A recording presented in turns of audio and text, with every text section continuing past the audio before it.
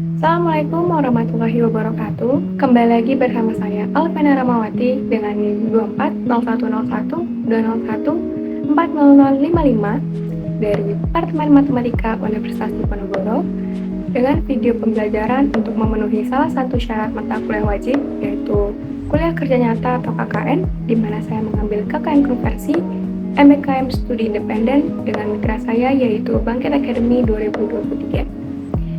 Untuk video pembelajaran kali ini, saya akan membahas mengenai penerapan Python pada program linear dengan bantuan Google Colaboratory. Sebelum kita masuk ke dalam inti pembahasan, terdapat beberapa bahasan yang nantinya akan kita bahas pada video pembelajaran ini. Untuk yang pertama, yaitu kita akan membahas kembali mengenai Python. Lalu yang kedua, ada pengenalan mengenai Google Colaboratory.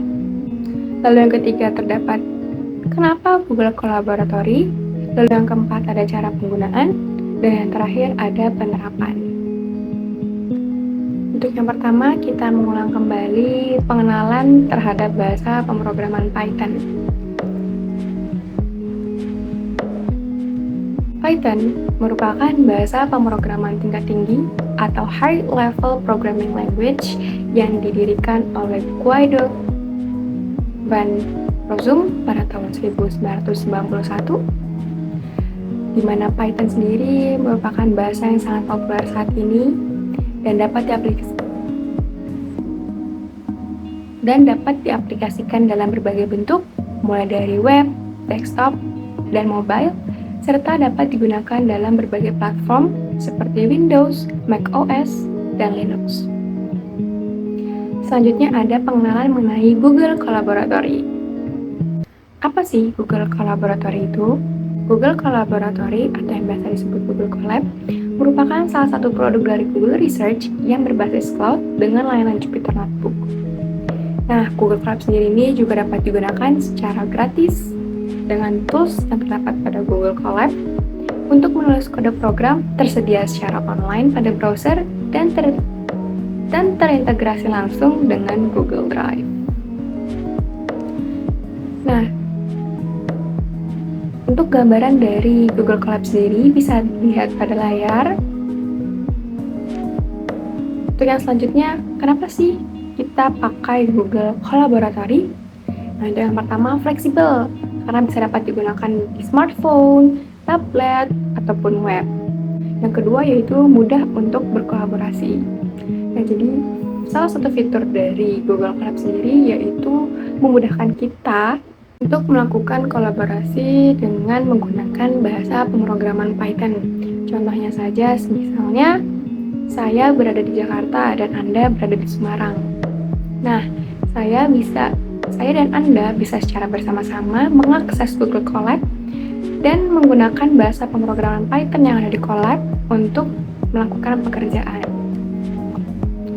Lalu yang ketiga, Google Colab tidak memakan memori lokal karena penyimpanan dari Google Colab sendiri langsung menggunakan Google Drive yang mana juga merupakan salah satu dari produk Google. Nah, yang terakhir, built-in yang terdapat pada Google Colab termasuk ke dalam built-in yang lengkap. Contohnya terdapat Keras, PyTorch, dan TensorFlow. Nah, untuk pembahasan selanjutnya yaitu ada cara penggunaan dari Google Colab sendiri.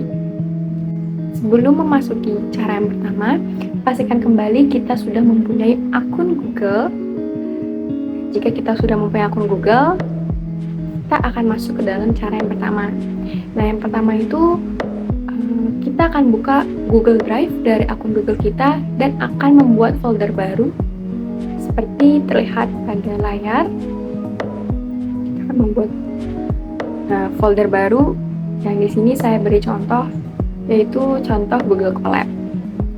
Nah, langkah selanjutnya yaitu buka Google Colaboratory pada folder yang terdapat di Google Drive tersebut. Dengan cara buka, lalu klik lainnya, dan klik Google Colaboratory. Maka nanti akan muncul tampilan Google Colaboratory seperti pada gambar. Nah, setelah muncul tampilan Google Colaboratory, kita akan mencoba untuk menuliskan kode pemrograman dan menjalankan kode pemrograman tersebut. Nah, di sini saya mengambil kode pemrograman untuk perintah print, buka kurung, petik 2. Halo semua, kurung tutup. Hasil dari kode pemrograman yang saya buat yaitu terlihat pada gambar di layar. Nah, selanjutnya yaitu inti dari video pembelajaran ini, yaitu penerapan Python untuk program linear dengan bantuan Google Colaboratory. Nah, berikut sudah saya sediakan link dari Google Colaboratory-nya. Mungkin dari teman-teman nanti ingin mencoba, nanti saya akan cantumkan linknya dalam deskripsi box.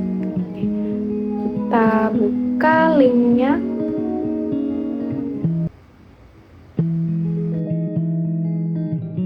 Di sini ada tampilan untuk penerapan permasalahan program linear menggunakan pemrograman Python dengan bantuan Google Colabs. Nah, di sini adalah penampilannya. Nah, di sini saya menggunakan bantuan library pulp untuk menyelesaikan permasalahan program linear. Nah, sebelum kita memulai, terlebih dahulu kita menginstal library pulp pada Google Colab. Nah, dengan perintah tanda seru pip install pulp. Kita akan menjalankan kodenya.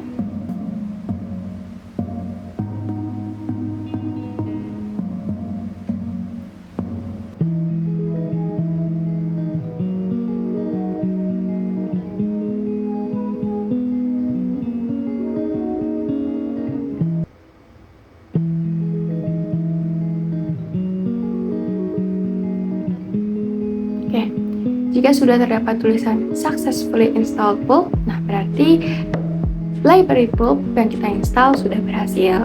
Nah, untuk selanjutnya kita akan mengimport library pulp yang sudah tadi kita install, yaitu dengan perintah from pulp import bintang.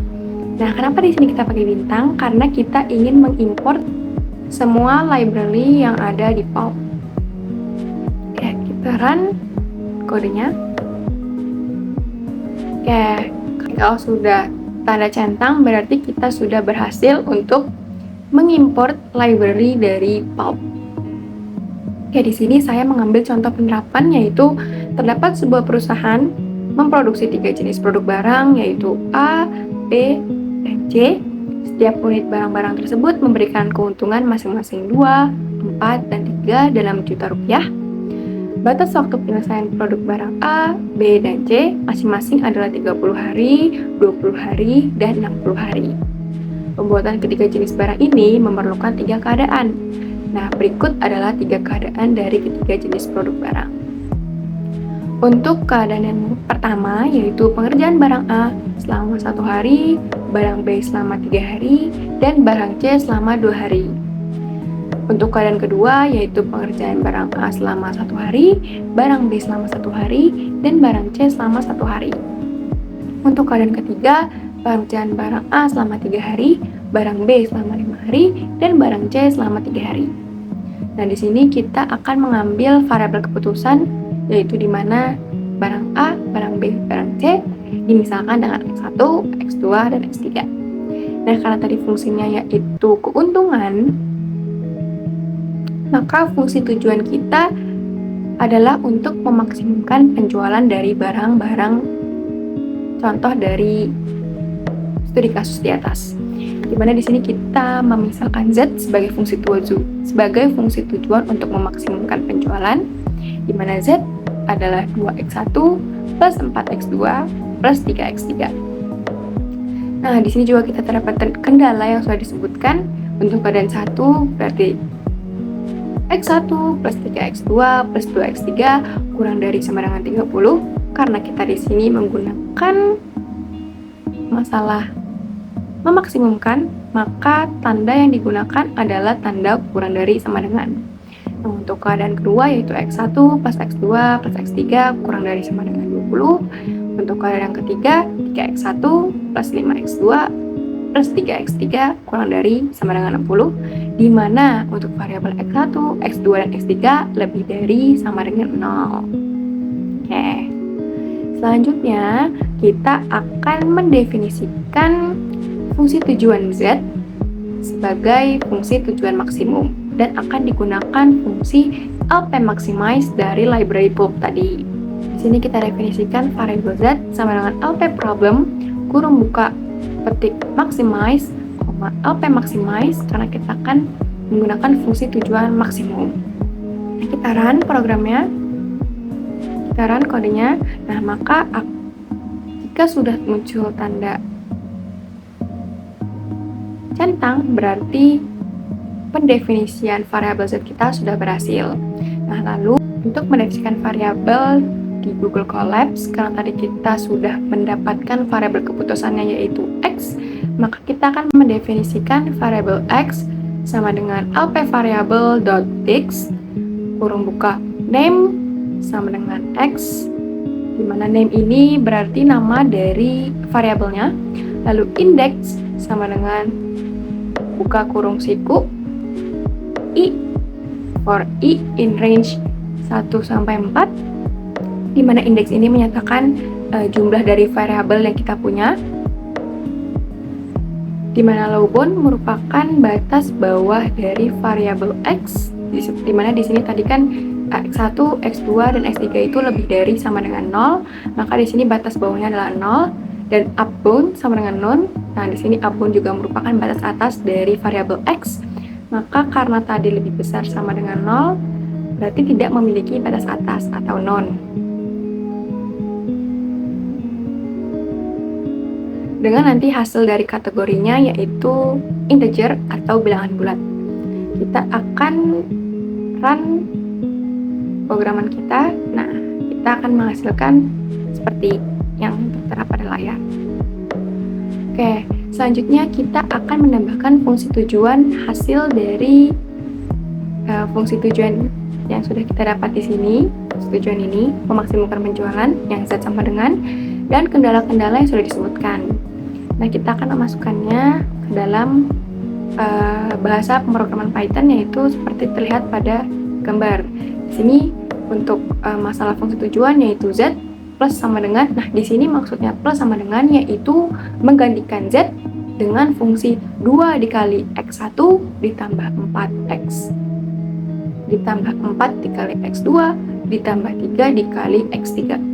Nah, untuk kendala juga sama, karena di sini kendala-kendalanya itu berhubungan dengan fungsi tujuan yang di atas, maka mendefinisikannya yaitu Z plus sama dengan X1 plus 3 dikali X2 ditambah 2 dikali X3 kurang dari sama dengan 30. Lalu untuk yang kendala kedua, ada Z plus sama dengan X1 plus X2 plus X3 kurang dari sama dengan 20.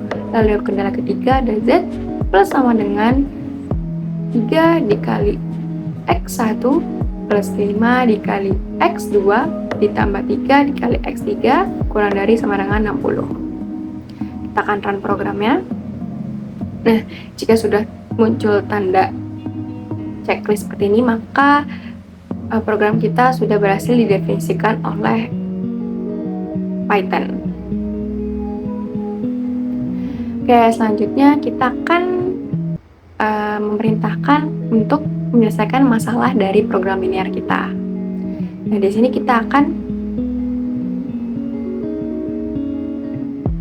kita akan menggunakan .solve untuk menyelesaikan masalah program linear kita. Nah, karena tadi didefinisikan fungsi tujuannya yaitu Z, maka di sini kita menggunakan fungsi Z.solve.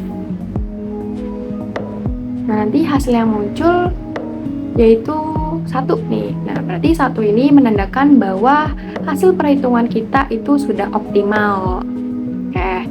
Nah, gimana sih ini nanti untuk menampilkan nilai dari fungsi tujuan dan nilai dari variabel-variabel kita tadi? Untuk yang pertama, kita akan menampilkan terlebih dahulu nilai dari fungsi tujuan. Nah, untuk menampilkan nilai dari fungsi tujuan, kita menggunakan perintah print dari fungsi. Nah, nanti apa nih yang kita bakal print? Nah, di sini saya menggunakan kalimat nilai dari fungsi tujuan sama dengan. Nah, nanti Nanti nilai yang dikeluarkan itu menggunakan ini ya, value kurung buka z dot objective kurung tutup, akan run. Nah, kita mendapatkan hasil output dari perintah di atas, yaitu nilai dari fungsi tujuan sama dengan 50. Nah, berarti fungsi tujuan dari hasil memaksimumkan tadi itu sama dengan 50. Nah, berarti keuntungan maksimum yang akan didapatkan yaitu sebesar 50 juta rupiah. Nah, untuk menampilkan nilai-nilai dari variabel, nah kita dapat menggunakan perintah for v, di mana ini v variabel, di dalam fungsi z, nah, dot variables, karena tadi di dalam fungsi z dot variables kurung buka kurung tutup titik 2. Nah, kita akan menggunakan perintah print kembali dari f, di mana v ini merupakan variabel di z. Nanti nilainya itu dapat ditampilkan dengan menggunakan value kurung buka v kurung tutup. Nah, kita akan run. Nah, kita akan menghasilkan nilai dari variabel x1, x2, x3, yaitu x1 sama dengan 10, x2 sama dengan 0, dan x3 sama dengan 10. Nah, berarti untuk memaksimumkan hasil penjualan, maka perusahaan tersebut harus memproduksi barang A sebanyak 10, barang B sebanyak 0, dan barang C sebanyak 10 juga. Oke. Karena kita sudah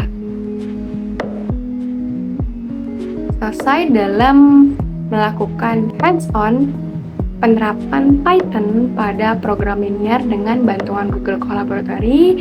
Mungkin sekian presentasi video pembelajaran mengenai penerapan Python pada program linear dengan menggunakan Google Colaboratory yang telah saya buat. Semoga video pembelajaran ini dapat bermanfaat, berguna, dan dapat menambah ilmu bagi saya sendiri yang melihat, mendengar, dan menonton. Jika ada salah-salah kata, penulisan, dan penyampaian, saya mohon maaf. Wassalamualaikum warahmatullahi wabarakatuh.